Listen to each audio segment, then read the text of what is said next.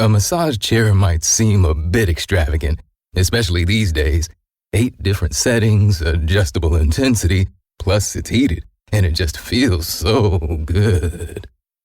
Yes, a massage chair might seem a bit extravagant, but when it can come with a car, suddenly it seems quite practical. The all-new 2025 Volkswagen Tiguan, packed with premium features like available massaging front seats, it only feels extravagant. For over a century, Johnny Walker has shared its bold spirit with the game of golf. Now, crafted with Devereaux Golf, Johnny Walker introduces the Johnny Walker Blue Label-inspired Sunday Golf Bag, elevating the game with sleek design, Blue Label hues, and refined gold accents. Celebrate your hole-in-one with a premium Sunday bag crafted by Devereaux Golf. Submit proof of your achievement to johnnywalker.com/blue-in-1. Please drink responsibly. This podcast episode is brought to you by Coors Light. These days, everything is go, go, go. It's nonstop hustle all the time. Work, friends, family, expect you to be on 24/7. Well, sometimes you just need to reach for a Coors Light because it's made to chill. Coors Light is cold lagered, cold filtered, and cold packaged. It's as crisp and refreshing as the Colorado Rockies. It is literally made to chill. Coors Light is the one I choose when I need to unwind. So when you want to hit reset, reach for the beer that's made to chill. Get Coors Light in the new look delivered straight to your door with Drizzly or Instacart. Celebrate responsibly. Coors Brewing Company, Golden, Colorado. The Timeline is a Blue Wire podcast. Chris Paul avanzando, esperando que sea el último tiro. El que le den la marca es de el señor Kleber. Larga distancia de Booker. La metió de 3. La metió de 3. Devin Booker. Asistencia de Chris Paul. Phoenix está arriba ganando por 1. Con 1 segundo y medio por jugar en Dallas.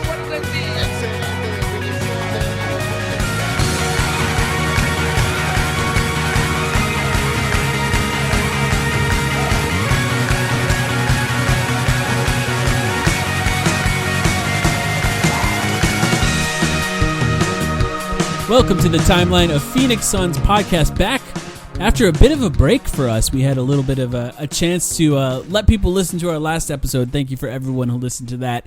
My name is Mike. I'm here with Sam, as always. Sam, how are you doing? Great. We came back at a perfect time, I think. Yeah. A 6-point win over the Cleveland Cavaliers that was as exciting as it was confounding. And I was joking with you before we hit record here that, you know, a couple of calls go a different way or a couple of shots don't fall, and the tone with which we'd be talking about this game would be different. It would be a lot different. But you take the win, you're 14-9, and the Suns have won 6 of their last 7, so all is good. All is good right now. 5-1 since our last podcast episode that we recorded with Kevin O'Connor, and a really interesting game tonight against the Cleveland Cavaliers, and a new starting lineup, which I guess is temporary, I assume, with Frank Kaminsky in the starting lineup. For those listening, we're recording this immediately after the Cleveland game, and the Suns won that one against a tough team without Chris Paul. No news yet as far as the severity of Chris Paul's injury. All we know is that he had a bit of a hamstring thing. I'm hoping, and this is a hopeful thing, that it's just a second night of a back-to-back. Let's give Chris Paul a night off. It's against the Cleveland Cavaliers. Let's try and get Devin Booker off a little bit here and give Chris Paul a night off. I have no evidence that that's actually true. It's just my hopeful attitude about it. But what did you think of this Cleveland game? It's confounding. Again, I use that word a second time, but I think it's a weird game, Mike, because it raised more questions than it answered. I went into this game feeling pretty comfortable about the Suns' defense for the first time in 10 years or whatever. We've talked about how the Suns have held on to a top 5 defensive rating this entire season, and is it real? Is it not real? Going into this game, it's starting to feel increasingly like it's real. And on the flip side, without Chris Paul, where were you going to generate your offense? He's been the guy to steady your offense this entire season, slow things down, and then everything just flipped. The offense was amazing. The Suns scored 119 points. They shot 52% for the field, 46 from deep. And the defense, they couldn't get a stop against a Cleveland Cavaliers team that really, they do have a decent amount of wins. They have 10 wins this season, but one of the worst teams in the NBA. We can just say it. So yeah, it was really confusing. But still, good to take the win. Yeah, I think it shows how important. I think Chris Paul has almost gone under the radar with how good his defense has been for the Suns, but it was kind of a perfect matchup for the other team to go off because Cleveland has two really good guards, and those two guards were being defended by Etuan Moore in his 30s, late in his career, never really a good defender, and Devin Booker, also never really a good defender, better this season, but still a guy that you can get some shots off against. And that led to, and Mikal Bridges also guarding Colin Sexton. There was guys mixed up in there, but I think it kind of worked out in their favor in that they were able to get beyond that first guy, draw that second defender, get lobs, and shoot those floaters. And that's tough. Without Chris Paul, Chris Paul's brilliant defending pick and rolls. Mikal Bridges is also brilliant, but Colin Sexton just got off. And look, the Suns, Devin Booker's best game of the season, arguably. And 35 points, 8 assists, 5 rebounds, I think is what he ended with, something like that. Yeah. Really good game for him. It's nice to see him go off. And I think it's points to, his struggle was sharing the ball with Chris Paul a little bit. I think he understood his responsibility going into this game, as did all Suns fans watching. We were talking about it online before the game. A lot of people expected Devin Booker to go off in this game, for him to come through on the other end of that with such a great game. Obviously vital for the win, but also important for the team going forward. Yeah, and on such a variety of shot making. I mean, he had contested step back threes. I think Devin Booker, don't have the stats in front of me, but certainly feels like it from the eye test, is shooting better on tightly contested threes than he is on the wide open ones this year. Took Darius Garland to school in the post multiple times in the second half. So he hit him with everything tonight. One thing I do think it's important to debunk here. You're going to get people, the Suns offense was clicking tonight in a way that we haven't really seen this season. We just haven't seen it. And I think it's tempting for people to say, well, Devin Booker was given the reins. They picked up the pace. I'm looking at the stats here. The box score just updated. And I don't know if you're curious about this, Mike, but do you want to guess where the Suns' pace was tonight, or do you want me to just tell you? I'm going to guess like 100. It was 94.5. Wow, slower. Possessions was the pace. This was the 6th slowest game, according to the pace stat, for the Suns this season. One of their slower games, even with Devin Booker at the helm. And I just looked at that, and that surprised me because it looked like they were leaking out and getting in transition when it mattered, right? But I guess they just did a great job of capitalizing on the few transition opportunities that they got. And overall, especially in the fourth quarter, they sort of bogged down and played at the same slow pace as usual. I guess there were a lot of offensive... Here's a question I have. There were a lot of offensive rebounds in this game, particularly for that guy DeAndre Ayton. Are those must count as fresh possessions, correct? Anytime the shot clock resets, it's a new possession. So that right there might be some of it, because Cleveland had 9 offensive rebounds, Phoenix had 14. So if every time a guy hits the glass, that's a new possession, which, like you're saying, I'm just thinking through it now, but that must be the case. That would definitely contribute to that a little bit. But even so, not the pick up the pace kind of Phoenix Suns of old that I think a lot of people are assuming that this game was. Yeah, I agree with that. And, well, we should talk about the starting lineup. I know what we're going to do later in this episode. After 10 games, Sam and I came onto this podcast, and each of us pulled around 5 stats, and then we just talked about those stats that we've noticed for the first 10 games. We did that again. So after we're done talking about this game, we're going to bring up a bunch of stats and just kind of go back and forth trading stats and talking about what that makes us think about the Suns so far this season. But we should quickly talk about the new starting lineup. I'm not sure how much longer this is going to be the starting lineup. Jay Crowder, apparently a foot injury. Chris Paul, obviously. I'm including Chris Paul in the new starting lineup. I think hopefully that's just a temporary thing. He's back. I mean, the Bucks game would be nice to get him back against that team, especially with the drop defense that they play. But Chris Paul, Devin Booker, Mikal Bridges, Frank Kaminsky, DeAndre Ayton, 2 bigs. Before today, this is a stat from before today, they had only played about 37 minutes together, but they have a 112 offensive rating and a 95 defensive rating, which brings them to a 16.3 net rating, which is good. It's more, that doesn't matter necessarily to me, because that was mainly like Detroit. They played well against Detroit, a bad team. If we remember Aaron Baines and DeAndre Ayton killed the Knicks last season, and that affected the net rating stats for a Baines Ayton lineup. It's funny how you remember that one single game. I remember Julius Randle going like 0 for 12 trying to shoot over DeAndre Ayton in that game. Yeah. I mean, it's a really good matchup for two gigantic guys in the paint for a guy who just had tunnel vision in the paint. That's all he did. That game did not mean that lineup worked, but it did work in that one game. And I think, you can make that argument for this starting lineup. But I'll be honest, I haven't hated it as much as I could, and I think a lot of that has to do with Frank Kaminsky's ability to move the ball relatively quickly. But what do you think? Exactly. Well, look, we look at the facts. The statistics tell us a lot of people were angry about this lineup. It hasn't killed them yet. Now, it might kill them in the future. You want to project forward, that's fine. And there are very clear things that we know Frank Kaminsky can't do. But it hasn't killed the Suns yet. Not in any game. There's no way that you could scapegoat it. And so, talking about how I feel about this lineup, I think it kind of depends on Monty hasn't exactly given us a very clear explanation for why he's doing it. And that's something that matters to me. Because if this is a defensive focus, and I when I say that, I know he's not talking about, or I know we're not talking about because Frank Kaminsky is a good defensive player. But I'm saying if you're doing it, if you're putting Kaminsky in the starting lineup over Cam Johnson to play big, to match up on teams that are bigger and naturally play bigger, that's a problem to me. And the reason it's a problem is because you want to find your core group of guys. It's one of the very basic things you want to do as a coach. You don't want to adjust your game plan to meet other people's rosters based on the various matchups. You want to find your core group of guys and stick with those guys and not have to make those adjustments in the first place.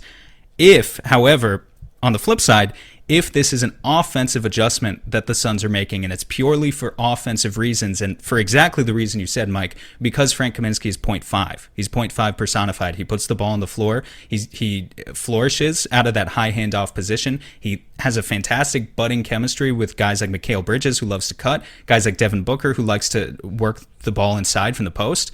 If it's for all of those reasons, and if it's because, furthermore, you don't really believe that DeAndre Ayton can do the same thing, he just doesn't have the same sort of vision when you give him the ball in the post. So you'd rather kind of have him get out of the way, situate himself for the offensive rebound, and let Frank go to work, so to speak. Then I think it makes a lot of sense. And we know what Frank is on defense. He's a liability for the most part. He ruins your switchability that is made in general. I think the Suns such a good defensive team this year. Guards are going to try and attack him. They're going to try and get the switch on him and cook him. But if you can live with that, and definitely the Suns have been for the past few games, I think he makes the offense better. I think he just does. And I think it also brings up an interesting question now of Darius Saric theoretically coming back soon. I don't know when. He suffered a setback with a sprained ankle. But he does a lot of the same things well that Frank does. So would Monty consider switching it up again and not going with Jay in the starting lineup, but going with Dario over Frank, who does a lot of the same things, but isn't as much of a turnstile on defense? Yeah. Look, DeAndre Ayton and Cameron Johnson both do a lot of things that Frank Kaminsky cannot do. But what they don't do is pass very well. Neither of them are great, especially to cutters. Like we've seen it time and time again in these games, regardless of if he's coming off the bench or starting. Frank Kaminsky finds Mikal Bridges on the cut. And the way that the Phoenix Suns offense currently works is generally like a horns position for the bigs. That means they're standing around the free throw line area. And the ball is kind of given to them a lot in that area. With DeAndre Ayton, generally he's setting screens for handoffs, and he's huge, so that's what he should be doing in that area. But when guys are cutting, he can't really find them because it's not his game. He's also not much of a driver from that position.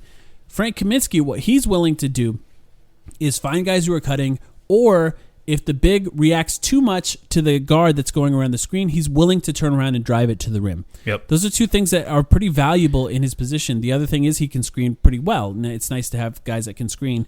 And the Suns tend to not be beaten by offensive rebounds too often. You just brought up the stat. They out-rebounded a team that started Andre Drummond and Jared Allen in this game. So super impressive, by the way. Yeah, very, very good for them to be able to do that. I don't hate it as much as I thought, and a lot of this has to do with how well Frank Kaminsky has been playing, which we will get to a little bit later. Do you have anything else on this Cavs game? No, I mean, I just with what you were talking about, I don't think it should surprise us all that much that Monty, the guy who, if he's stressed anything else, or if he's stressed anything in his tenure with Phoenix so far, it's 0.5. That's his thing. Yeah. He's talked about ball movement the entire time. So why, I know that it's not traditional to play two bigs at once. And again, I get it. I don't think you can survive starting this guy long term. This is not going to be Frank Kaminsky. Should not be your starting power forward in a playoff setting. And Jay Crowder is very underrated. Also, I think the other thing you can talk about is how much better Jay Crowder just looks next to Chris Paul and Devin Booker than he does on the bench. Frank Kaminsky can come off in a bench lineup and kind of anchor things in a way that Jay Crowder can't. So that's worthwhile to talk about too. I think this had as much to do about getting Cameron Johnson back on the bench as it did Frank Kaminsky in the starting lineup. Cameron Johnson's looked better off the bench. Struggling still shooting, but I think he can still hit shots when it counts, as he showed tonight. So, But the overall point I just want to make is ball movement has always been the most important thing to Monty Williams that I can tell based on his interviews to the media. So why are we so shocked that he's going to do whatever he can to put his best playmakers in his opening and closing units? It makes sense. It makes sense. And there are flaws with it, but it's working so far. It's kind of funny now thinking about this. I don't know if you remember this, but when the Kings cut Frank Kaminsky, I messaged you and I said, I don't hate the idea of Frank Kaminsky on the Suns, but I feel like as soon as we sign him, we're going to be cursed to have to start him at some point of his tenure on the Suns this year. And I said that as a bad thing, and look at us now. Well, we're going to talk even more about him later, so let's save it a little bit. Yeah, let's get to it. So what we did is both of us, independent of each other, pulled 5 or 6 stats. I pulled 6. I'm sure you pulled 5. I think I have 4. Yeah. It's okay. Yeah, we pulled enough to cover this episode. And last time we did this was after 10 games. And we had a guest on that episode. I think it was Jackson Frank. And we wanted to do this again because we got a lot out of it. And I think it's actually an interesting way to look at it. Instead of, to me, I thought of it as, instead of finding an excuse to make a topic to bring up a stat, we're just using the stat as an excuse to talk about a topic, which I think is a good way to look at this for us.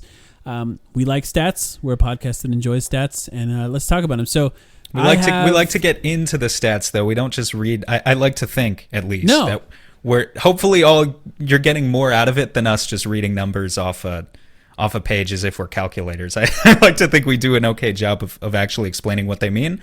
But we'll put that to the test in this episode, and you can be the judge of that, I guess.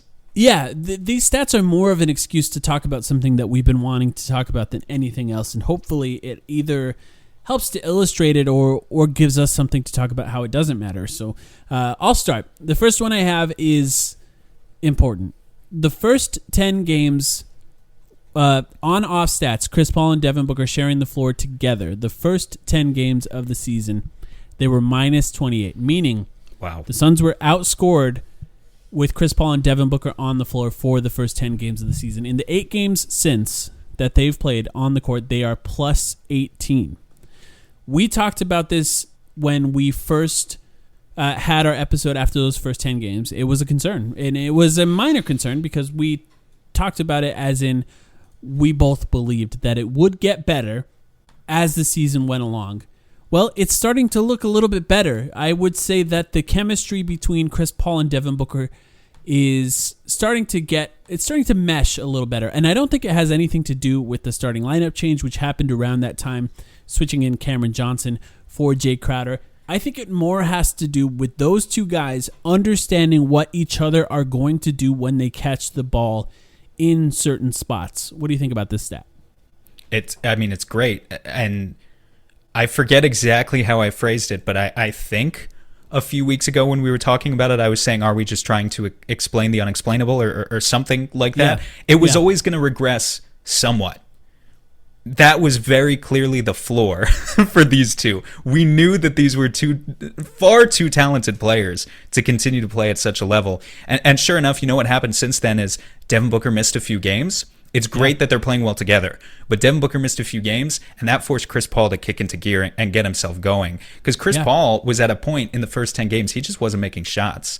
And then he got into that stretch. I forget exactly which games it was, but it was like, the Denver back-to-back and the couple games after there. The game where he had 34, 9, and 9, obviously, but a couple other games where he was just getting 20-plus points, 10-plus assists, looking like the Chris Paul of old. And sure enough, I'm looking at the stats here. Chris Paul, who had a putrid shooting percentage in isolation situations on that episode we did a few weeks ago. Stats. Yep. He's up to 59th percentile in ISO for this season. So not just the past 10 games, but taking into account his awful start to the season as well. He's just, he's back to being the automatic guy from that right elbow kind of corner shot. And that's great for the Suns because that's exactly what they're building their offense around, and they need that out of him in order to go far in the playoffs. It's nice to get the supplemental performances. It's nice, it's nice. Mikal Bridges got another 20 points tonight. That was great. It's nice when Cam Johnson hits his shots. It's nice when Jay Crowder hits his shots, all that.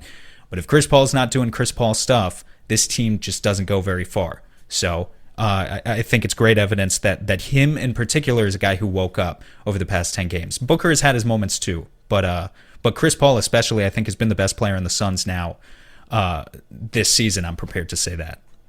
Yeah, I don't think that really can be argued. There's just when you brought up the isolation stat alone, I guarantee people listening to this podcast can just picture a bunch of those shots that he's made, because there's been a lot of really impressive ones that he's made in isolation. There were games where it was all we can get offensively, where we needed him to do it, and he did it over and over again. And I actually do have a specific stat about that too that I'm going to bring up in a little bit.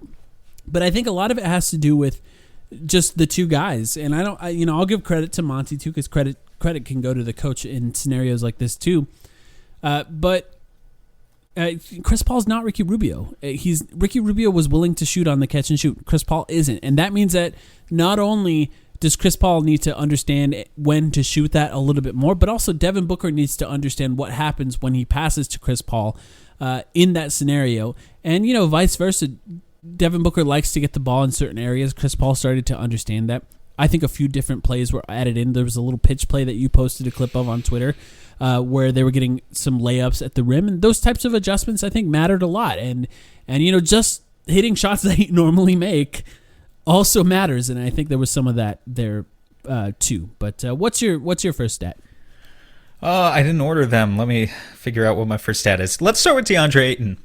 I think this would be a good time to shoehorn him into the conversation. So DeAndre Ayton, the first 11 games of the season, he's played 23 games now, so I'm going to frame it as like a first half, second half. His first 11 games of the season, he averaged 2.9 offensive rebounds per game. It's pretty good. His 12 games since then, that includes the stat tonight, since it updated, 4.8 offensive rebounds per game. And for some context there, Clint Capella currently leads the league with 4.8 offensive rebounds per game. It's our friend David Nash a couple weeks ago who said you watch DeAndre Ayton closely under a microscope and you can just tell that the games where he comes out with, you're not necessarily forcing stuff to him. Not that, sometimes they get points forcing stuff to him, but for the most part, the games where he comes out in the first quarter, 2 or 3 early offensive rebounds, it sets the tone for everything else. And you can just watch it open up the rest of his game. And if DeAndre Ayton comes out with that motor and that energy and he has a couple of early offensive rebounds, he's going to have a good night. And increasingly, we're seeing that over the past 10 games. He has gone from a guy who we've always known has the talent to be one of the best offensive rebounders in the league and has been one of the best. But the way he's playing right now over the past 10 games, he looks like he is the best. And especially, I loved him giving Drummond a taste of his own medicine tonight. 8 offensive rebounds against Andre Drummond. Are you kidding me? Like, that's amazing. That's fantastic. Even in a game where Devin Booker had 36 and 8 and Mikal Bridges looked amazing, we still need to reserve some time for talking about just how critical that was of DeAndre Ayton saving all those second chance points and extra possessions for the Suns, because they wouldn't have won without it. So I want to give him some respect for that. Offensive rebounding is one of those funny things where people don't really people take it for granted, frankly. I mean, they don't realize what they have until it's gone. And until one season you're starting TJ Warren and Alex Len next to each other and you can't grab a rebound to save your life. And how far the Suns have come from just a couple of years ago where they were routinely out-rebounded by other teams by 10 or 15 boards a night is really impressive, and it's all thanks to DA, just as long as he comes out with that energy and that engagement. Yeah, I think two things have led to that. I think in the last few games, I feel like they have found the right role for DeAndre Ayton, where it's not necessarily giving him the ball in the post over and over and over again, because DeAndre Ayton can score 20 points without doing that. He's very capable of doing that. That means rolling hard, getting offensive rebounds. I think it's a huge part of that because he can put it back up. He's also done a good job of finding shooters on those offensive rebounds if there's two guys surrounding him, which is important. There's obviously a balance there. Find the right time to go up for the shot. Find the right time to pass it. That comes over time. I'm not worried about that at all. There has to be more of an effort for him to look at those offensive rebounds, and that's coaching. A big part of how the Suns were playing early this season was stopping the other team's transition offense at all costs. And that means not a lot of offensive rebounds. There's a balance there. That means he's running back to play transition defense. Very, very important.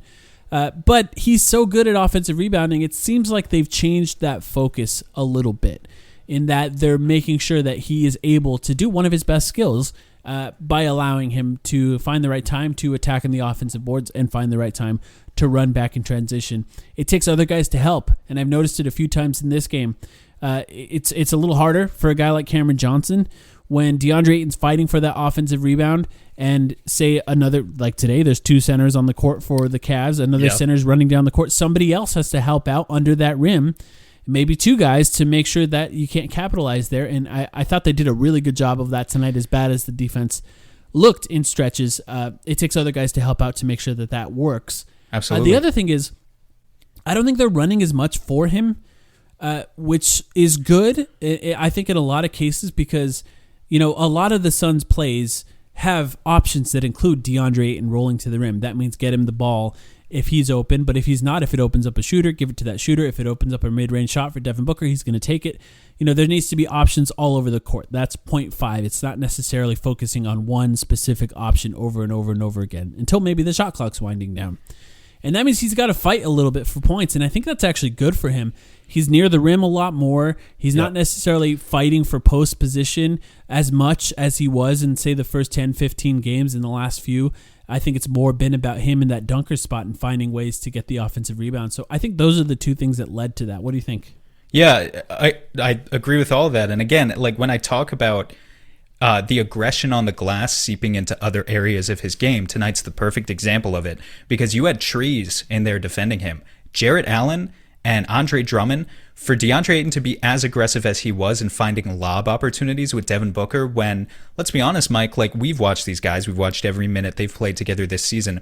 It has not always seemed like Devin Booker has had a ton of faith in DeAndre Ayton when he has a lob. Like he could throw lobs to DeAndre Ayton much more often than he does. There's a reason for that. Some of it is Ayton's fault, some of it is Booker's fault. And you know, I'm not here to lay all the blame on either party, but we just know it is what it is. Chris Paul seems at this point in the season much more likely to throw a lob to DeAndre Ayton than Devin Booker. So for Booker to go out tonight and you've got Jarrett Allen and Andre Drummond, two giants patrolling the paint, to feel confident enough to reward his big man to throw up those passes. It helps that they were good passes tonight. They're not always good passes.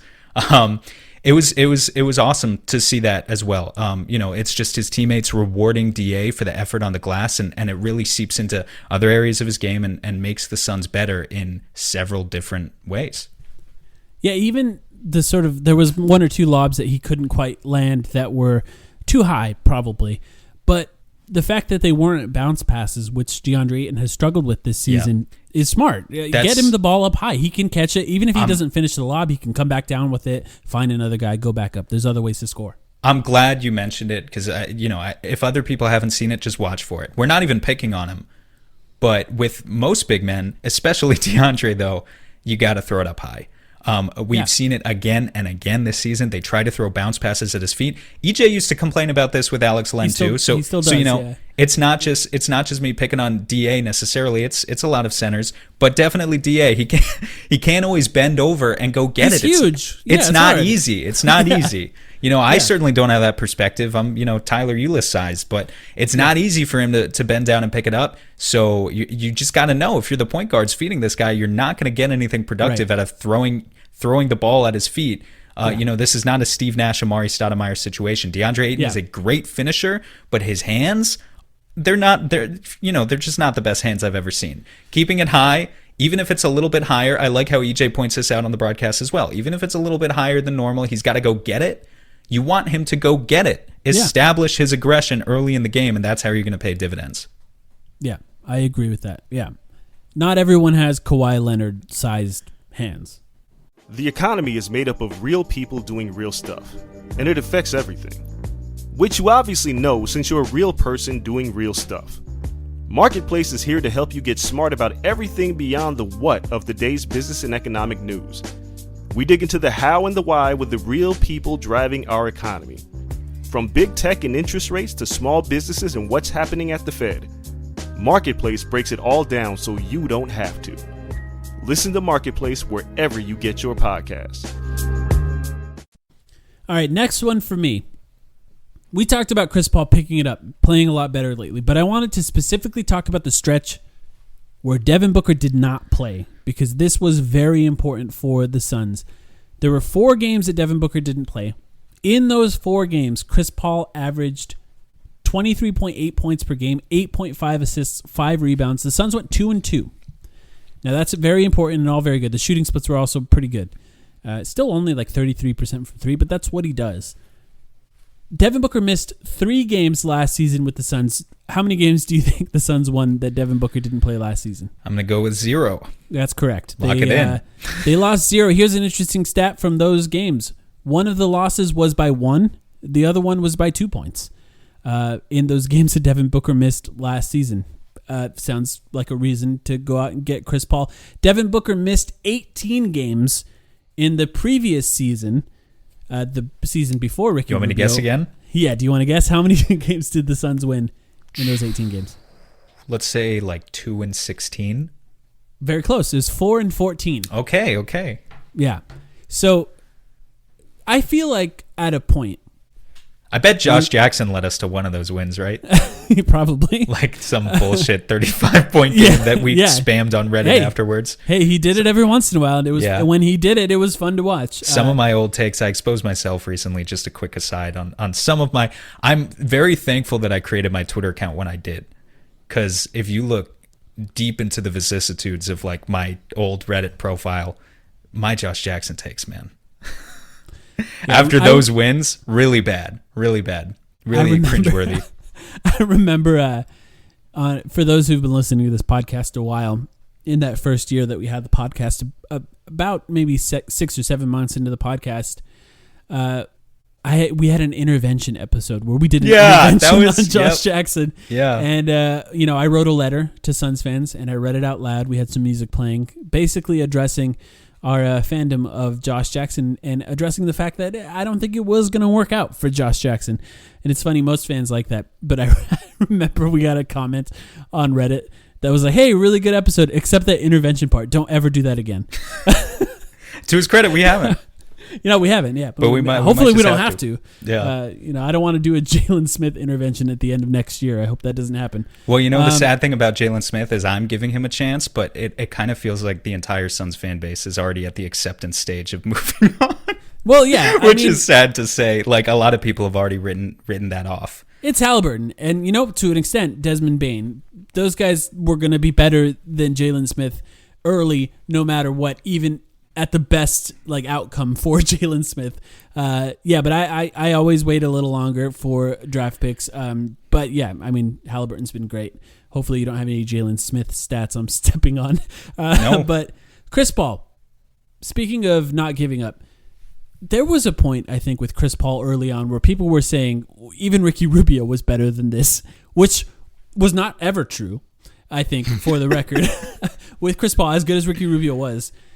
But there was just when Devin Booker went out, Chris Paul made a statement to a lot of Suns fans where I watched a lot of Chris Paul before this season, whether it was OKC or Houston. I love those Houston teams that he was on.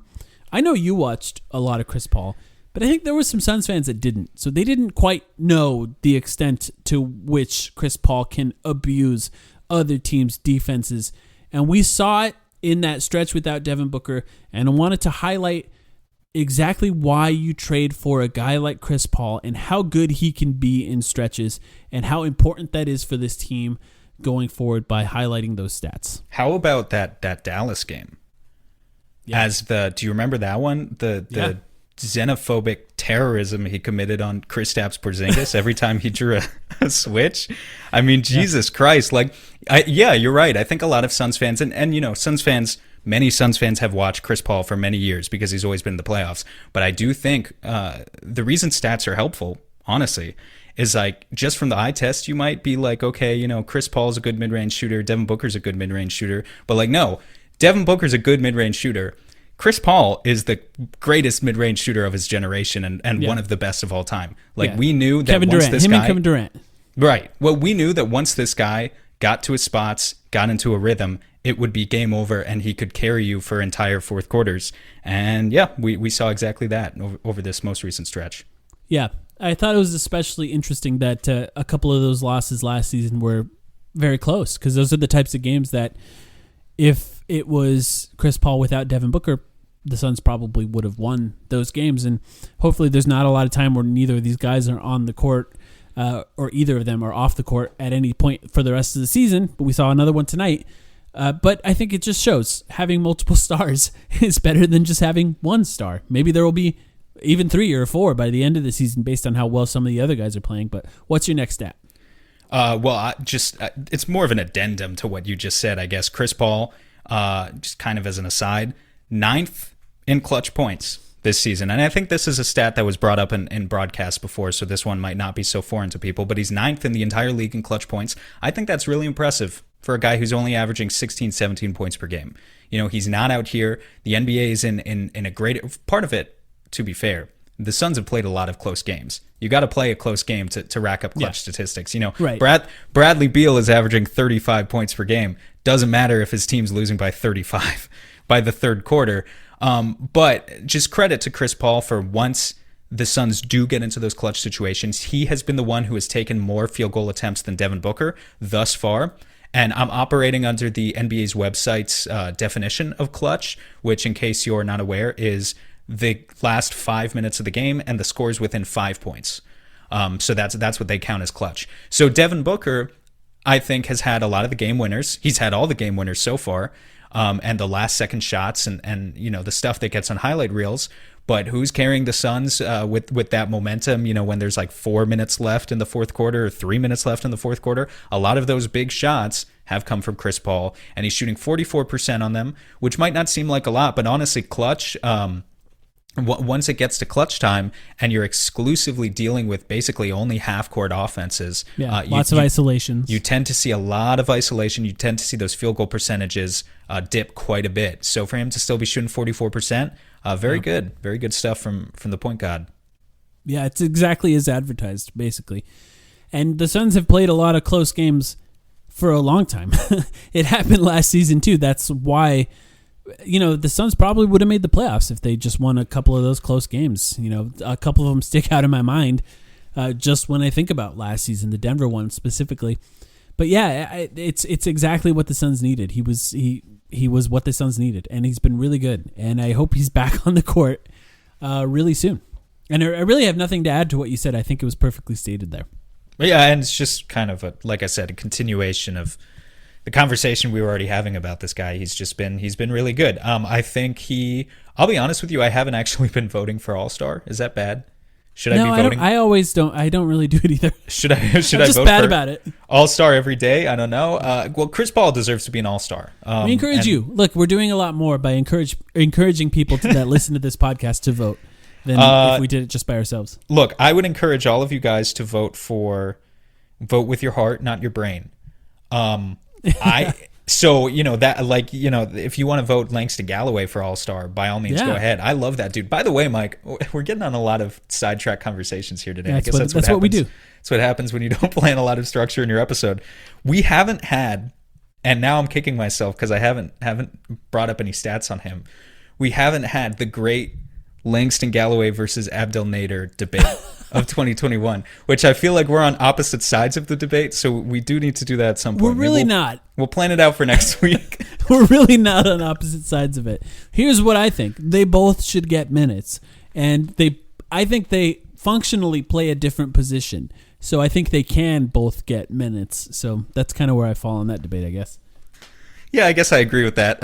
Look, Langston's like he's a human cigar right now. I mean, he's shooting like 60%. He's shooting 50% from deep. He's shooting like 60% on wide open threes. I'll say this. Not playing against Denver made a lot of sense to me because the guards were killing us in that game. And if you put Langston on one of them, it's not going to really slow him down. But maybe the offense is good enough to counteract that.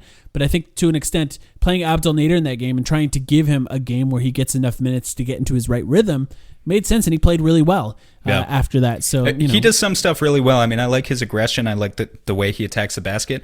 I do like, though, just that Etuan, this applies to Etuan too, both him and Galloway, they're not, they don't get to the free throw line, but they do attack closeouts. And so there's a distinction there, obviously you would like it if those guys could just draw some contact and get to the free throw line, and they just can't do that.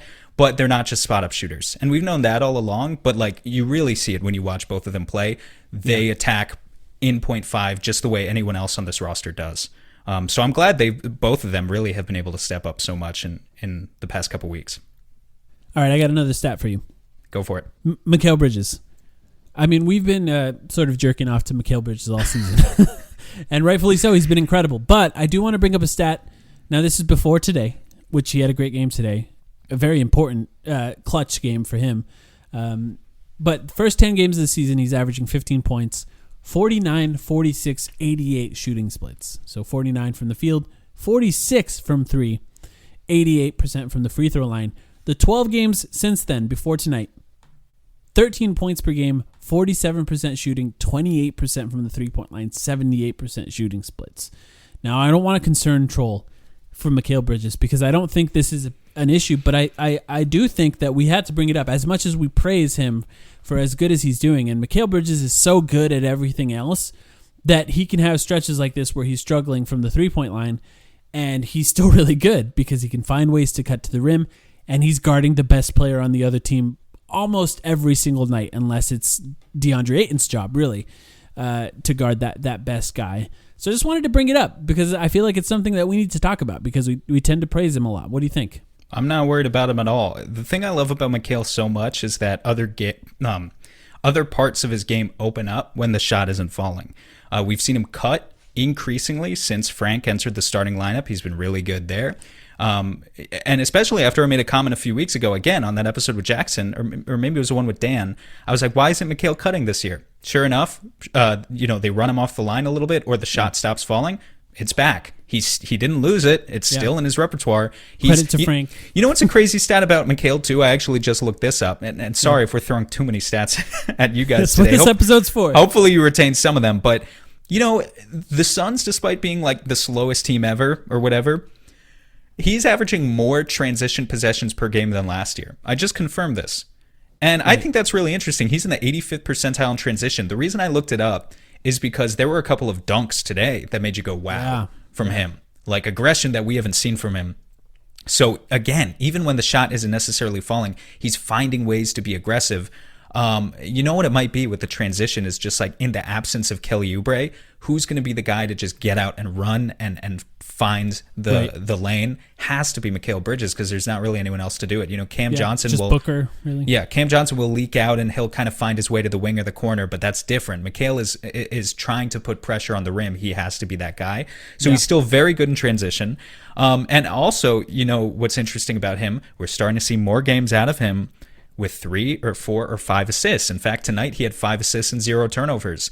And it's never like, impeccable passing. It's not like fancy passing that's going to find its way onto highlight reels, but it's just making the simple read and doing it without giving the other team an extra possession. He does that very well, and we knew it was going to come eventually, and it's coming now.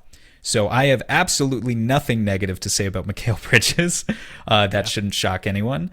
I think he's doing totally fine.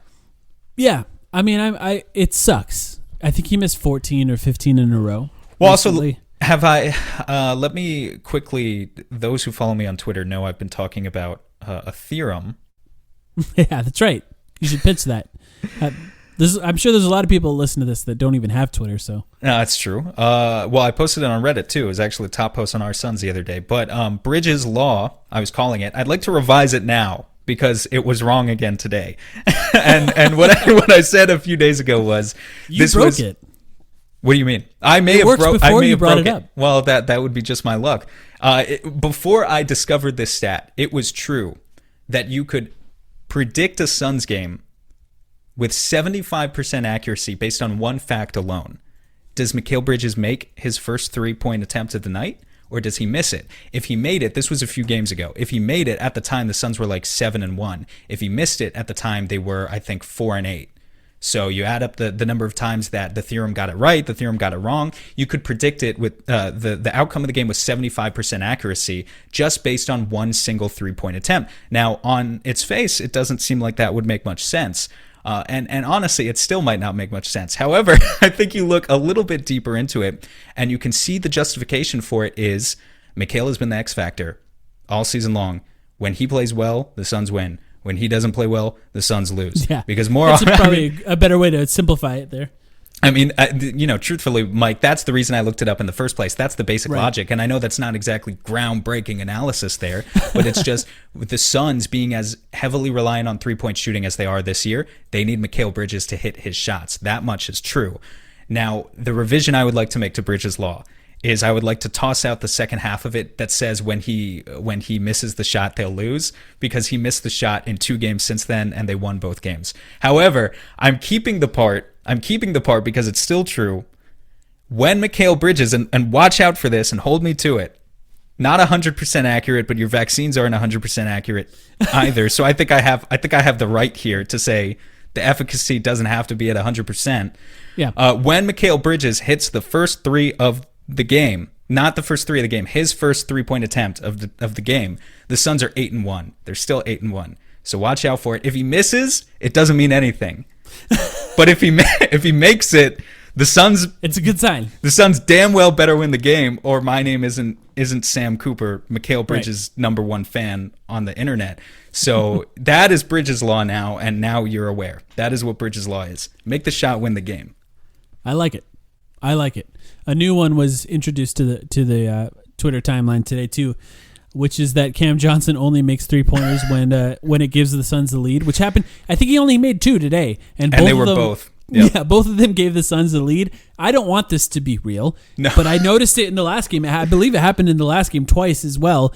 So it's just kind of funny that happened. I hope he continues to just make them at like a 40 to 45% rate, which feels more normal. He's been struggling a little bit. I don't have stats on him, but hopefully he continues to make them more regularly. What else do you have? You have another stat? You wanna bring back the Frank Kaminsky conversation?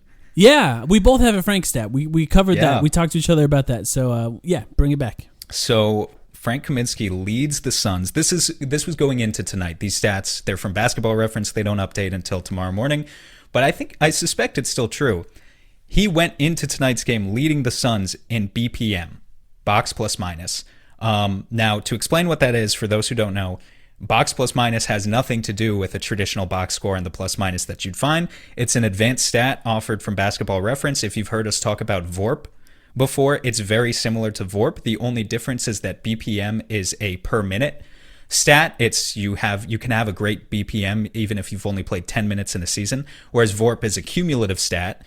What VORP does basically is it takes your BPM and it multiplies it by the number of minutes you've played. So someone can only have a great VORP if they've played, or a really bad VORP, depending on how good they are, if they've played, a lot of minutes. But for someone like Frank Kaminsky, BPM is more useful. What this advanced stat is saying, the types of things that this advanced stat likes, if you have good shooting efficiency, if you get a lot of assists without committing a lot of turnovers, it really likes rebounding. It's a stat that typically rewards bigs for rebounding, possibly more than it should. But then the other thing that it does is it also builds into it some priors about net rating. And so it never wants, this is meant to be an individual advanced stat. It never wants to give any one player all of the credit for an entire 5-man lineup playing really well. But it takes together the aggregate of all of your lineups, and if you're typically in more good lineups than you are in bad lineups, then it assigns some weight to that in addition to all the box score stuff that you do. So the point is, Frank Kaminsky leads the Suns in this stat which says that, it doesn't say that he's been Says something. Well, it says something. Let's talk about what it says, because the takeaway here shouldn't be Frank Kaminsky's been the best player. Let me on the add Suns. mine. Sure, add mine. you add yours first, and then let's talk about what it means after. It's very similar. We came to this conclusion to talk about Frank Kaminsky completely separately, but mine is Frank Kaminsky has a higher net rating than Devin Booker, Chris Paul, DeAndre Ayton, Mikal Bridges, the surprising one, and Jay Crowder. And this is, by the way, the net rating stats were all over the place early this season, which is what happens. We called it small sample size theater when we did it after 10 games. And it's a little more like the lineup stats, the net rating stats, I think matter a little bit more now that we're past 20 games. That's pretty significant sample size for an NBA season. Things don't change super dramatically after that. But that's still pretty surprising. And what that means, just to quickly explain it, is the Suns are good when Frank Kaminsky's on the floor this season. I mean, that's as simple as it gets to say that. There's different ways where it gets interesting. Frank Kaminsky now is a power forward. Before he was a center. Yeah. So far, the net ratings have been good regardless of what position he plays. But you start fixating on little sample sizes of him playing here or there. That's when you get bogged down into some weird mathematics, and things can go wrong pretty quickly. Boils down to, and I want to ask you, yeah, is Frank Kaminsky good this season? Yeah, well, so that's what I want to address. What do we take? Because a lot of people who aren't math people necessarily, they're going to take a stat like that and they're going to see, Frank Kaminsky leads the Suns at BPM. They're going to say, well, that's fucking stupid. I can see the game with my eyes. Obviously, he's not the best Suns player. You're right. You're right. Yeah. If that's your takeaway, you're right. The takeaway here isn't that Frank Kaminsky is the best player in the Suns. He's not. The takeaway is that the Suns got a player that they already had last year for a third of the price that they had him for last year. He's playing better, maximizing his minimal role. He's been uber efficient with the limited shot opportunities he has. He's been uber efficient at finding players for assists without committing turnovers. He gets to the line. I know he's a meme, and the reason I want to bring this up, again, it's not that Frank is the best player in the Suns, but it's that Frank is kind of the ideal role player right now, and I think it's about time that he deserves the respect on his name. Oh, no. It's just true. And I think, honestly, we're at the point where Dario Saric is coming back soon. Yeah. Again, he suffered a setback with a sprained ankle. Before that, he had COVID. A lot of guys we're seeing around the league, they come back, even after they're cleared to play because they've recovered from COVID, supposedly they're not the same, at least not instantly. Frank's good right now, man. I mean, like, there's a significant chance, I think, that Dario, you put him back into the starting lineup. Dario Saric is a better player than Frank Kaminsky in the long run. Yeah. 100%. I believe that. I just put out, a few weeks ago, that 10-minute video on Dario. Wouldn't have done all that work if I didn't think he was a great player and great for the system that the Suns are trying to run. But in the short term, is Dario immediately going to be better than what Frank is giving the Suns right now? No, not necessarily, because Frank has actually been good. Yeah. I mean, he could be, but I'm saying it's just not a given because Frank has actually been really good. There are a lot of memes out there. There's a lot of jokes, but you know what? He's been good, and I'm not afraid to say it. And I know some of you out there aren't afraid to admit it either. Frank Kaminsky has been good. There were chants in the arena tonight for Frank the Tank after JaVale McGee got ejected in the early fourth quarter, and it is about time that we paid some respect. Honestly, that's all this boils down to. I am at the point where I look forward to Frank Kaminsky minutes. Didn't even go confession. that far. I feel like that's a confession from me now because he does things that are kind of fun to watch. He went behind his back on JaVale McGee, spun around his right shoulder and hit a hook shot in JaVale McGee's face, which eventually led to, by the way, later in the game, JaVale McGee getting so angry at Frank Kaminsky that he was ejected from the game. A player getting ejected from Frank Kaminsky making you mad is hilarious on its own, but a highlight of him going behind his back is just objectively fun, and his ability to find Mikal Bridges on those cuts is also fun. They clearly play a little. There was a play in the last game against Boston where they passed back and forth to each other 4 or 5 times before Mikal Bridges found a shot at the rim that went in, or it was a Frank Kaminsky 3, one or the other.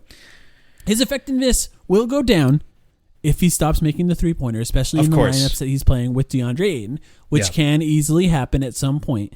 But he has found ways, and this is credit to Monty for trusting him in the way that they trusted Dario Saric, he has found ways to be effective beyond just the three-pointer falling, which is what he was doing last year. And I give him credit there. Even his defense, for as bad as it can look at times, is still better than it was last season. And I think, he deserves credit for the work that he put in. And the team deserves credit for putting him in the right position to be successful. And I think at this point, even when Saric comes back, I think they have to find a way to play both of them if it works, which I think it might because they're both so good at moving the ball at this point. There could be some interesting minutes with both of those guys on the floor going forward. But yeah, I don't know. I'm surprised as anyone that we're talking about this. Well, broadly speaking, the Suns have a lot of guys on like minimum contracts who aren't going to be back next year. But every single one of them is an NBA player, except maybe one guy. Yeah. I'm not gonna throw into the bus, but other than him, I think everyone's in. I don't know if the Suns are gonna bring Langston Galloway back. I don't know if they're gonna bring Etuan Moore back. I don't know if they're gonna bring Kaminsky back. Far in the future. We're worried about the playoffs for now. But these guys, they're fulfilling their roles. They're doing exactly what they were brought in to do. That next man up mentality. They step into the starting lineup when they have to, and they contribute. And it's really refreshing to have a bench that just does not blow leads. It really doesn't blow leads and keeps the Suns in position, often builds on leads, honestly, and keeps the Suns in position to eke out close wins in the fourth quarter. Yeah. It's kind of funny. We talked about the Suns staggering the star players. Well, they did that today, but it was Frank Kaminsky and DeAndre Ayton. Somehow they started two of their best bigs and found ways to keep basically one of them on the floor at all times. Damian Jones only played 2 minutes, I think, in this game. But it's just kind of funny that they're staggering Frank Kaminsky and DeAndre Ayton at this point. They started them together. They ended the game together, but they still one of them was on the floor basically at all times. That just made me look it up. Ayton played 38 minutes and 37 minutes in 2 nights. Yeah, how about Etuan Moore? It's like 40 minutes basically. Jeez. Yeah. And he was good. Wow. He was good. 40 minutes, man. He's a veteran, man. I've been saying, a lot of it is, well, it's kind of an interesting conversation about, what we never talked about. We talked about the starting lineup in reference to Frank starting, but we never really talked about, Monty could have gone a lot of different ways tonight. Yeah. It didn't have to be Etuan Moore. And Etuan Moore wouldn't have been my choice. He played great. He played out of his mind. I think he's the best fit if you just look at those 5 players, because Devin Booker clearly likes to play with another person capable of creating shots. Yeah, I guess that's not Javon. That's definitely not Javon. That might be not. Might Javon's be struggling to even make his own now. Might be Langston. He can Langston's kind of do okay. it. Not much of a passer, but yeah. Yeah, it's just like, I guess what it makes me think about Monty in trying to analyze exactly what his tendencies are is, does he have would you describe Monty Williams as having a lack of creativity or an abundance? At times, it's an abundance. I think just moving away from the starting lineup that was, working at times and not working at others early enough in the season, to me showed a guy that was just almost panicked a little bit. And just, it wasn't something I think that needed to happen. I think a lot, now looking back on it, it's something I was talking to you about online privately, but I have come to the conclusion in my mind that it was more about putting Cameron Johnson in the starting lineup to make Devin Booker more comfortable, closer to the lineups that worked in the bubble, because Devin Booker was struggling to get off at the beginning of the season. Obviously not something that Monty Williams is going to admit to publicly. He's not going to say, I made this change to help my star player play better. But I think it was that. I absolutely think it had a little bit more to do with that. Try to make him more comfortable. I don't think that worked in that way. It's just more time playing with Chris Paul, I think, is what did it over time. Right. But yeah, I think there are times where he makes moves that I would consider a little bit panicky. But you know what? I'm not an NBA coach. I'm not there in the practices. I'm not there in the film rooms, and they see things that I don't. So yeah, and the more thing kind of just struck me as interestingly traditionalist. Obviously already starting 2 bigs together is traditionalist, regardless of what Frank can do for 0.5. But then when like Etuan Moore is already your backup point guard when he shouldn't be, he's a shooting guard. And then it was like Chris Paul went out. So instead of defaulting to point book, which Monty very easily could have done, and I don't know if it would have swung the result tonight. I don't know if it would have been better or worse. Etuan was great. He really was. But yeah, I just wonder about that. Like, I think a lot of Suns fans would have liked to see point book tonight, and I thought it was interesting how Monty relied on just taking the next closest thing to a point guard he could find and shoving it in there next to Booker instead. Yeah. All right, I got another one. Let's see. I'm out, so whatever you got left is Okay. What we got? The Phoenix Suns pace for the first 10 games, pace, by the way, is measured per 48 minutes. It's basically the amount of possessions you have in an average game. 97.35 in the first 10 games. That was around the time that Monty Williams said that they need to make an effort to speed it up a little bit. The pace since then, 97.62. Almost exactly the same. Almost a little bit. Exactly the same. Well, they sped it up a little bit. Basically a third of a possession faster in that time. But it's not really bothering me that much. What do you think? It wouldn't bother you when you win games. When you win games, yeah. It wouldn't bother you when you win games, and it wouldn't bother you because the entire time, guys, we've known about they're in the long haul here. When I talk about the long haul, I'm not talking about 5 years from now. I'm talking about the playoffs this year. That was the strategy: is give Booker and CP3 a few months to mesh. Maybe it's going to lead to some early season losses that lead to Suns Twitter meltdowns, but it's going to make you a stronger team theoretically in the playoffs when all teams are trying to rely on that brand of basketball. That was always the plan. We knew the plan going into it. So again, we shouldn't be surprised. Yeah, there are times where I feel like they could speed it up, but I think that pace can be a little bit deceiving. One of the things that I think this team has gotten pretty good at is making 6 or 7 or 8 passes in a single possession to find the right shot, even if that shot is coming with a few seconds left on the shot clock. And that generally slows down your pace as well. It's not just necessarily about walking the ball up. It's about taking the time to find the right shot, and they're willing to do that. A lot of the reason that the pace is slowed down to what it is at is that Chris Paul is willing to walk the ball up as slowly as possible and get a screen with 15 seconds left on the shot clock and then move the ball a few times to get the right shot. That's the main reason it's as slow as it is. But so far, so good. I think they're finding the right balance of ways to do it right. The right guys are getting transition buckets. You talked about Mikal Bridges being one of those guys. Devin Booker needs to find ways to attack a little bit more on off transition.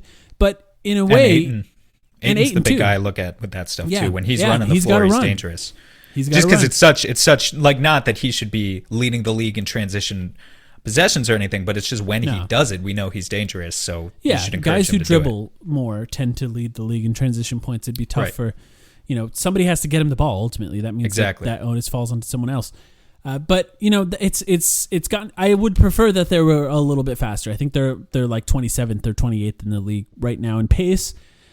But I do think that they are, when the playoffs begin, they're going to be one of the teams that is prepared more for that style of play than other teams are, and that's probably going to be good for them in the long run. But do you have any other thoughts on that?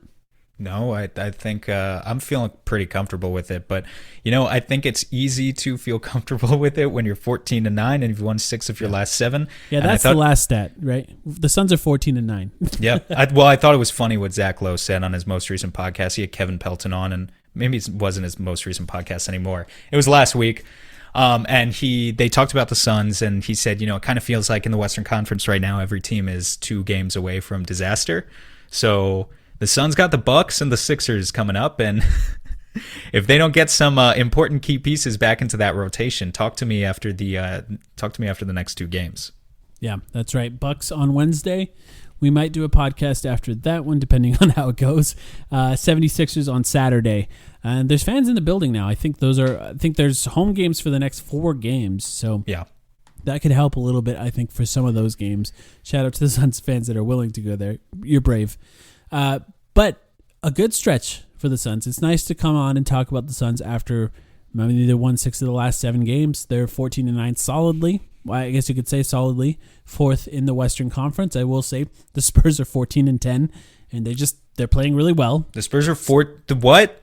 Yeah. What? I haven't checked the standings in a few days. That they're what? They're 14-10. They just beat the Warriors tonight. Holy shit. And I believe that got them to, unless something I'm looking at is wrong, but I'm looking at NBA.com. No, you're right. And the Blazers are 12-10, and the Kings are... Everyone's right there. I hate this conference so much. Yeah, it's fascinating to see the Jazz at 19-5. Dude, how funny is it? The Thunder are everyone was like, yeah, this team's going to tank. They're going to be so awful. And they are bad. They're bad. But they're 10-13. Yeah, they can go on a 5-game win streak and be in the playoffs. 10-13 is like what the Suns were this time last year. And we thought we were competing. And that's the 14th seed in the Western Conference. Yeah. It's just It's incessant. It's a wild ride. It's in a way, every year. part of me, other than the Timberwolves, part of me feels like the Jazz, the Lakers, and the Clippers. Part of me feels like the entire league is like on a path to be 36-36 by the end of the season. It's just gonna be every team won half of their games, and it's all gonna be about tiebreakers. But yeah, it's been a fascinating season. The Suns are playing well, and hopefully they get everyone back healthy soon. Like, one of the stats I had was Dario Saric has only played 7 games, and that just sucks. Like, I want to see more Dario Saric. They need someone against Milwaukee. I don't know if it's going to be Cam or Saric or Crowder or Paul. We need a reinforcement, please. Yeah, Chris Paul is, I think, obviously the most important of those guys, but Jay Crowder wouldn't hurt. But we'll be back soon to talk about, hopefully, some more wins. Thanks for sticking around, Sam. I like these episodes. I like these stat episodes. Well, how about we commit to doing one after the halfway point of the season? Another one of these. I'll wait to see what the people say about it, but I'm with it. In theory, I'm always happy to talk about numbers. So, hopefully, I think we try to recognize that not everyone out there is a numbers person. So, if you have a problem with the way we're explaining things, if maybe we could be a little bit more clear about it, then reach out and let us know. And, we're open to constructive criticism. And yeah, hopefully this episode worked for you guys. Let us know. We'll be back soon. Draw the Mavs into the foul situation. Suns, Booker for the win. Yes! But 1.5 on the clock. Sugar Ray Leonard, Roberto Duran, Marvelous Marvin Hagler, and Thomas Hearns. Legends, whose four-way rivalry defined one of the greatest eras in boxing history. Relive their decade of dominance in the new Showtime sports documentary, The Kings, a 4-part series premiering Sunday, June 6th, only on Showtime. This episode is brought to you by Ro. Confidence is everything. Women can sense it, and trust me, they love it. But if you're in your head worried about performance, that swag, unfortunately, gentlemen, it's gone. Ro Sparks keeps you ready. When the moment hits, you can step up like a superhero and handle your business. No doubt, just confidence. Fellas, Ro Sparks gets you ready fast, dissolving under your tongue and working in 15 minutes on average. No waiting, no missing the moment, plus it stays active up to 36 hours. So when the mood hits, you can go back to back to back, round after round after round. Ro connects guys with medical provider 100% online, so there's no awkward conversation with in-person providers. Go to ro.com/sparks to see if you qualify. If prescribed, new sexual health patients gets $15 off Sparks on reoccurring plan.